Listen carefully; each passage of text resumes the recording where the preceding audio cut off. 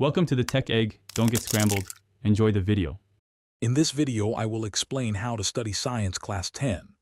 First, familiarize yourself with the complete syllabus and the exam pattern.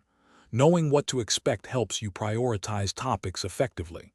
Next, develop a balanced study timetable, allocating sufficient time for physics, chemistry, and biology. Remember, consistent effort is key. Finally, always strive for conceptual understanding rather than just memorizing facts. This approach ensures you can apply knowledge to various problem types. To learn effectively, begin by thoroughly reading your insert textbooks. These are your primary resource for building a strong foundation in science. As you read, create your own concise notes, highlighting important definitions, formulas, and reactions. This active learning process aids retention. Don't forget to use visual aids such as diagrams and flowcharts, especially for biology and complex physics concepts. They simplify information and make it easier to recall during exams. Consistent practice is crucial for success. Make it a habit to solve previous year's question papers and various sample papers.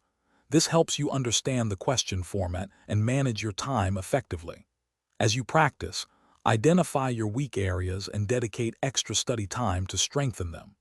Don't shy away from seeking help if needed. Regular revision of all topics, perhaps once every 2 weeks, will reinforce your learning and prevent forgetting. On exam day, manage your time wisely to ensure you attempt every question.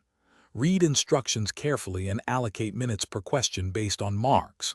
Stay calm and confident. Avoid last-minute cramming, which can increase stress. Trust in your preparation.